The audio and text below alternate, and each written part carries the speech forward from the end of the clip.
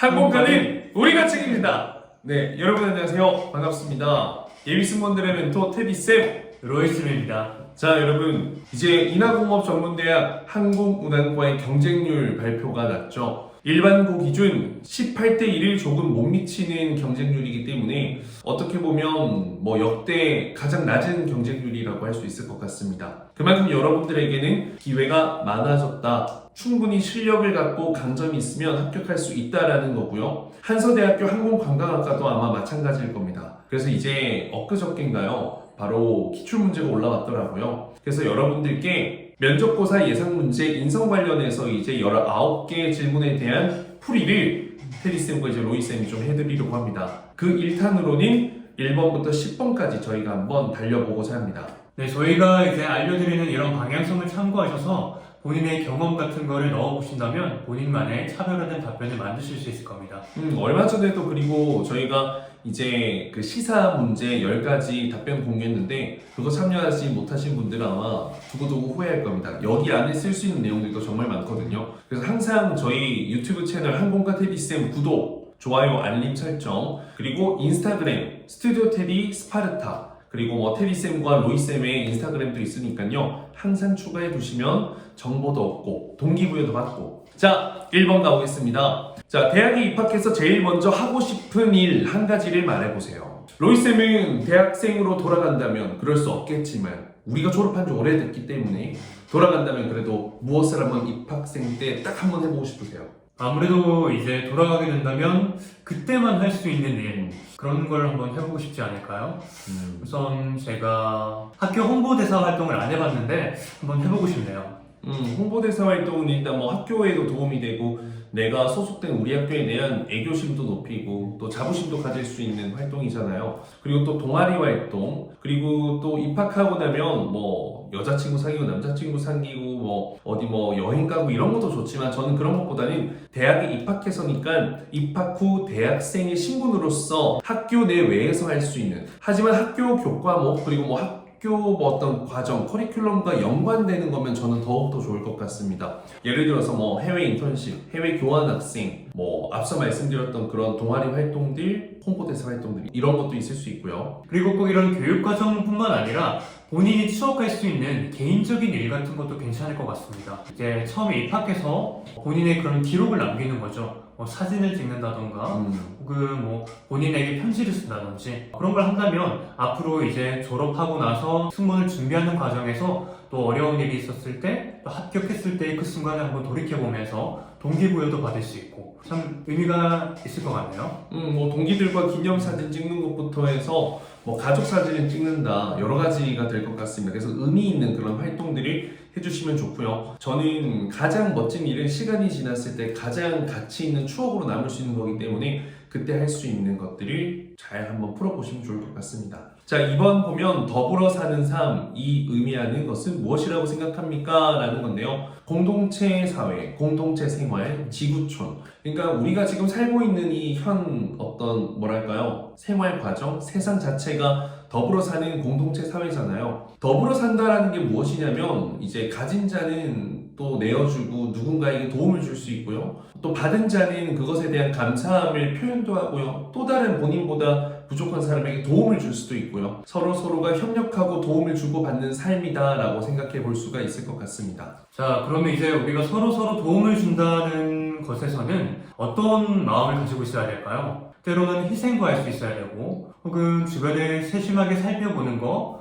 혹은 또 배려하고 또 봉사하는 정신 이런 것들이 있겠죠. 그리고 이제 더불어 사는 삶이라고 했기 때문에 상생이라고도 하거든요. 그래서 어떻게 보면 사회적 공헌, 봉사활동 이런 부분들에 대해서도 여러분들이 이야기해 볼 수 있을 것 같고요. 더욱더 우리 모두가 행복하게 살기 위해서 여러 환경 보호 활동에 참여하는 것도 굉장히 좋은 답변이 될 수 있을 것 같습니다. 그리고 저 개인적으로는 공동체의 삶이기 때문에 그 속에 소속된 일원으로서 여러분들의 직업이 갖는 영향력이 정말 많은 사람들에게 도움이 될 수 있는 일이면 좋을 것 같아요. 예를 들어서 이제 객실 승무원이 된다면 이제 그런 어떤 승객들의 정말 그 설레는 여정에 정말 좋은 추억과 기억을 선물해드리는, 그리고 또 안전까지 책임지고 때로는 생명까지 책임지는 내가 희생해야 되는 일도 있잖아요. 그런 부분들을 봤을 때 이 공동체, 더불어 사는 삶에 상당히 또 가치 있는 일을 하는 직업이라서 내 직업에 장래희망에 자부심을 가진다라고 가셔도 좋을 것 같습니다. 네, 3번. 자신의 가장 큰 경쟁력은 무엇이라고 생각하는지 말해보시오.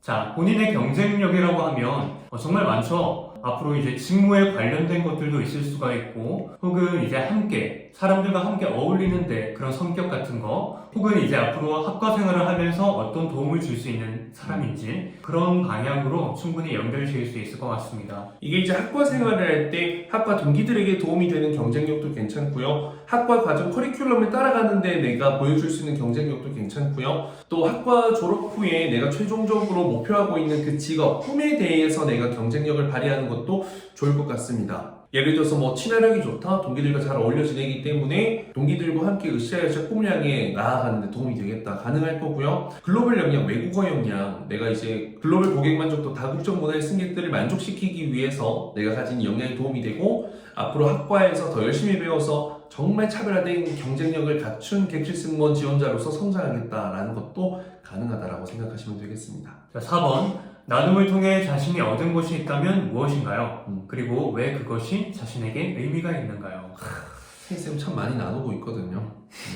정말 열심히 여러분들 정보 열정, 지식 동기부여 나누고 있는데, 우리 로이쌤은 어떻게 생각하십니까? 우선 나눔이라고 하면 두 가지로 나눠볼 수 있을 것 같습니다. 이런 물질적인 나눔도 있을 수가 있지만 이런 정서적인 나눔도 있을 수가 있겠죠. 특히 뭐 나눔이라고 하면 가장 먼저 생각나는 게 뭐 봉사활동이라든지 혹은 기부활동 같은 게 있을 수 있겠죠. 봉사활동이라고 하면은 이제 뭐 우리 사회에 이제 소외되신 분들을 직접 찾아뵙고 이러한 뭐 생필품을 전달한다거나 이런 것도 있을 수 있겠지만, 무엇보다도 이제 가족처럼 다가가서 따뜻한 마음을 전하고 또 세심하게 살펴드리고 이런 정서적인 지원을 말할 수 있을 것 같습니다. 여러분들이 시간과 노력, 혹은 노동력을 투입해서 누군가에게 도움이 되는 것도 너무 좋은데요. 제가 생각했을 때는 여러분들이 갖고 있는 어떤 지식과 정보를 또 나누는 것, 재능 기부 봉사활동도 너무 좋고요. 그리고 무엇보다 이게 이제 했었던 이야기를 해도 되지만 여러분들이 앞으로도 꾸준히 해나가겠다라고 가는 게 정말 좋다고 생각하는데, 나누고 베푸는 만큼 여러분들이 느끼는 행복, 성취, 보람이 굉장히 크고요. 서비스라는 직무 자체가 끊임없이 나누고 희생하고 헌신을 해야 되는 일이기 때문에 이 나눔의 가치를 나는 아는 사람이다라고 이야기했을 때, 정말 봉사활동을 한다는 마음가짐으로 정말 헌신하는 그런 마음으로 승객을 응대했을 때는 고객 만족으로 이어질 수밖에 없습니다. 그래서 어떻게 보면 이런 나눔의 가치를 통해 행복을 느끼는 사람은 객실 승무원이라는 직무에도 참 잘 어울리는 사람이기 때문에 여러분들의 어떤 직무 적합성도 연결을 해볼 수 있을 것 같고요. 또 앞으로도 여러분들의 전문성을 바탕으로 여러분들과 같이 꿈을 가진 사람들에게 전문적인 어떤 내 지식과 정보, 재능, 경험을 나눠보겠다라고 가시는 것도 좋을 것 같습니다. 그리고 우리 봉사활동 중에서는 또 다양한 연령대의 분들이 있죠. 나이가 많으신 독거노인 분들을 위한 봉사활동이 있을 수가 있고, 혹은 어린 아이들을 위한 거, 혹은 요즘에는 유기견 봉사활동 같은 것도 있죠. 왜냐면 요즘 정말 반려견을 이제 키우시는 인구가 정말 많이 늘어나고 있고, 또 항공사에서도 이런 애견과 동반으로 여행 가시는 분들을 위한 상품들도 정말 많기 때문에 이런 부분들도 함께 말씀드릴 수 있을 것 같습니다. 추가적으로 장애인들, 몸이 불편한 사람들, 그리고 또 외국인 다문화 가정, 이런 분들에게도 나눔 실천했던 거 좋은 사례가 될 것 같습니다. 자, 5번. 자신은 친구 관계에서 주로 조언을 하는 편인가, 조언을 받는 편인가? 심플하게 둘 다 가능합니다. 근데 조언을 주는 경우에는요, 여러분들이 말하는 걸 좋아하는 게 아니라 듣는 걸 좋아하고요. 거기에서 도움을 주기 위해서 여러분들의 어떤 헌신, 진심, 이것이 참 중요하다라고 생각을 합니다. 팔로워의 성향도 있지만 리더적인 성향도 있다라는 거죠. 그리고 조언을 받는 것을 좋아한다라는 건요, 내가 수동적인 사람 이런 걸 어필하는 것은 아닌 것 같고요. 스스로 부족한 점을 성찰하고 내 부족한 점을 채워나가기 위한 열린 사고, 열린 마인드를 가진 사람인가라는 것을 이야기해 볼 수 있을 것 같아요. 쌤 같은 경우에는 조언을 많이 해주는 편인데요. 로이스 같은 경우는 어떤가요? 저는 조언을 많이 받기도 하고 주기도 하는 것 같습니다. 제가 많이 주는데 별로 따르지는 않으시는 것 같은데. 좀 독립적이거든요. 받긴 받는데 바로 날려버리는 스타일. 그리고 조언을 주는 과정에서도 단순히 내 말만 하는 거, 그냥 일반적인 조언이 아니라 그 사람의 상황을 정확하게 듣고 그 사람이 어떤 생각을 가지고 있는지, 그 사람이 처한 환경까지 고려해서 그에 대한 공감을 하고 따뜻한 말을 전하는 게 필요하겠죠. 그런 걸 무시한 채 하는 게 이제 오지랖이 되는 겁니다. 그렇죠. 여러분. 리더십과 오지랖은 한 끗 차이다.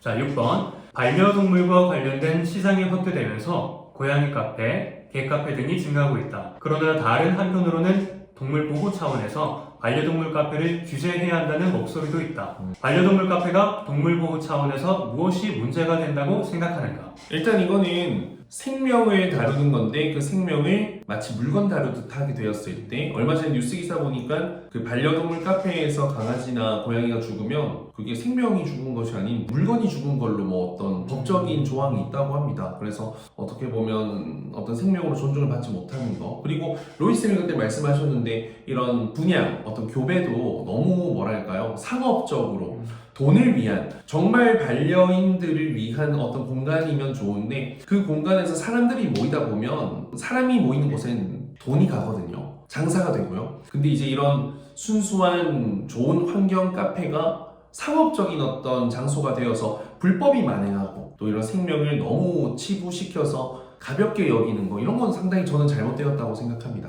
그러다 보니 뭐 뉴스에서도 많이 보셨을 겁니다. 이런 불법 개 농장이라든지 이런 교배를 위한 시설들, 정말 위생이 갖춰지지 않은 시설에서 정말 돈을 위한 수단으로서 그런 개들을 사육하는 그런 현장들을 보기도 했는데, 이런 분들이 단순히 카페를 운영하는 것을 넘어서 그런 시설들까지 발생할 수 있다는 게 참 안타까운 것 같습니다. 일단 근데 뭐 다 그런 곳이 아니고요. 애완견 카페는, 반려동물 카페는 좋은 취지입니다. 근데 이제 다 그런 게 아니라 이런 소수적인 문제들 때문에 아마 그게 또 사회적 문제로 화두가 되고 있는 것 같고요. 어떤 시사 관련된 내용이다 생각하시면 되겠습니다. 중요한 건 요즘엔 펫팸족이라고 해서 펫이 패밀리, 가족과 같은 존재라는 거 잊지 마십시오. 여러분들도 이제 카페를 가보시면 정말 예쁜 강아지들, 고양이들 보면서 막 분양하고 싶은 마음이 드실 거예요. 근데 준비되지 않은 사람들, 단순 그 당시의 마음만을 가지고 충동적으로 그렇게 해버리면 책임지지 못하는 상황에서 또 유기견이라든지 유기묘들이 발생할 수 있는 그런 문제들도 생길 수 있겠죠.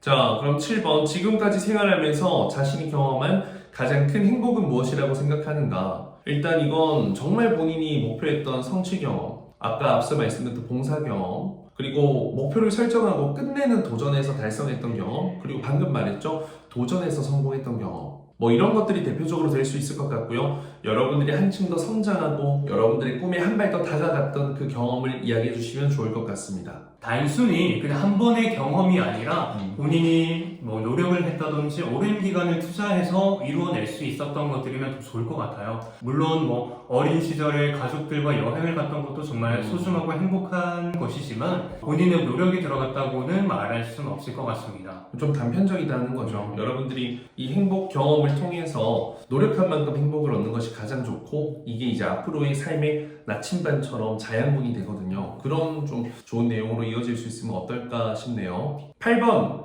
국가가 위기 상황에 놓였을 때 우리에게 가장 필요한 역량은 무엇인가요? 저는 단합력이라고 생각을 하거든요. 대한민국 사람들, 국민들이 역사적으로 이런 국가 경제 위기 어려운 순간에 단합력을 많이 보여줬고, 헌신, 희생, 나눔, 베품 이런 것들을 해주는 선한 영향력을 가진 사람들이 많아가지고요. 대한민국의 전 국민이 유명인들 뿐만 아니라 일반인들 또한 선한 영향력을 많이 발휘를 했습니다. 로이쌤도 기억하시겠지만 우리가 이제 어머니들은 다 아실 거예요. IMF, 우리가 참 국가 경제가 어려웠던 시기에 금 모으기 운동, 너도 나도 집에 있는 모든 금을 다 금리라도 정말 뽑아가지고 정말 그 기부 운동을 통해서 부채를 갚았던 그때 시절이 있습니다. 최근에는 어떤 게 있죠? 최근에는 우리가 코로나가 있었죠.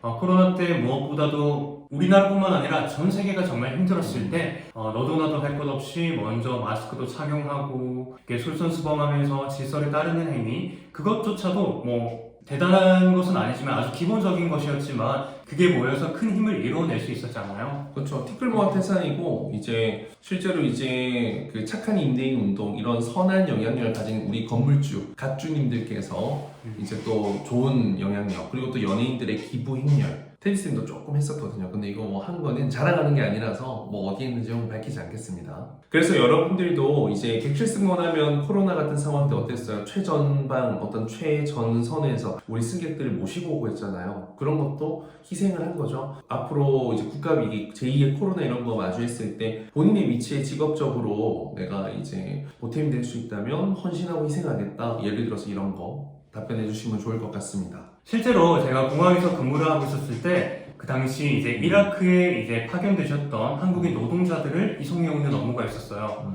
당시 80여 명의 코로나 유증상자들도 동승해서 오는 비행기 2대였는데 제가 그때 그 업무에 참가를 했었습니다. 지금까지도 참 기억이 많이 남고 앞으로도 두고두고 추억할 수 있는 소중한 경험이 될 것 같습니다. 자, 그럼 요즘 시대를 100세 시대라고 부릅니다. 자, 수명의 연장으로 인생이 길어졌다는 의미인데 장수에서 좋은 점은 무엇이고 안 좋은 점은 무엇이라고 생각하나요? 일단 저는 좋은 점은 사랑하는 사람들과 함께 오랫동안 살 수 있다는 게 저는 좋다라고 생각을 합니다. 저는 저희 부모님이 한 8, 90세까지는 저희 부모님이 반드시 사셨으면 하는 마음이 있습니다. 사랑하는 사람과 오랜 시간 함께 할 수 있다는 게 너무 좋죠. 또 100세까지 살면 어떤 게 좋을까요? 아무래도 뭐 본인에게도 많은 시간이 주어지다 보니 더 많은 경험을 할 수 있지 않을까요? 배움도 더 많이 할 수 있고 뭐 여행도 더 많이 할 수 있고 대학도 2번도 갈 수 있겠네요. 그리고 또 뭐 주변인들의 지혜를 또 많이 얻을 수가 있겠네요. 주변에 어르신들이 많다면. 하지만 단점은 확실한 건 경제 성장에는 좋지 않습니다. 왜냐하면 노인 일자리 창출이라는 게 사실상 많이 힘들고요. 실제로 또 몸이 아프거나 하면 좀 뭐랄까 일을 하는 게 참 힘들잖아요. 근데 100세 시대가 된다면 저는 또 이런 걸 기대해 볼 수 있을 것 같아요. 의료 기술이 정말 많이 발전할 거고 또 황혼 여행 이런 것들도 많으니까 여행에 대한 수요도 많이 높아질 것 같아요. 우리 항공산업에 있어서는. 하지만 또 일자리가 없고 이제 청년들도 아무래도 계속 줄고 노년층 지금 인구 고령화가 굉장히 심각한데 경제 성장이 둔화가 되고 그렇게 된다면 앞으로 미래가 조금은 어려울 수도 있습니다, 여러분들. 여러분들이 잘 아실지는 모르겠지만 국민연금이 고갈된다 이런 관련 기사들을 본 적이 있으실 겁니다. 아무래도 이제 세금을 내는 사람은 적어지는데 세금의 혜택을 봐야 하는 사람들이 늘기 때문에 아무래도 이런 청년층의 부담이 많이 늘겠죠. 맞아요. 이미 저도 앞으로 국민연금을 못 받는다고 하더라고요. 자, 마지막 10번. 학교에 지각이나 결석을 하지 말아야 한다면 그 이유를 말해보세요. 사실 뭐 저는 테니쌤은 학창 시절에 지각을 좀 많이 했던 편이거든요. 저는 항상 많이 지각도 안 해요. 그냥 항상 5분 지각, 3분 지각, 그리고 항상 정각에도 이게 쌤이 학창 시절 조금 단점이었던 것 같습니다. 지금도 단점이에요. 바쁘니까 몸이 2개나 10개라도 부족합니다. 하지만 잘못된 거고요. 뭐 이런 부분 잘못된 건 당연히 인정하고 중요한 건 성실해야 되는 이유는요. 스스로에게 떳떳하고 청렴하고 또 본인의 어떤 위치에서 신뢰를 받기 위한 것이죠. 그뿐만 아니라 이제 지각을 하지 않고 뭐 결석을 하지 않는 것은 규칙입니다. 이 규칙이 뭐냐? 모두가 함께 지켜나가는 거죠.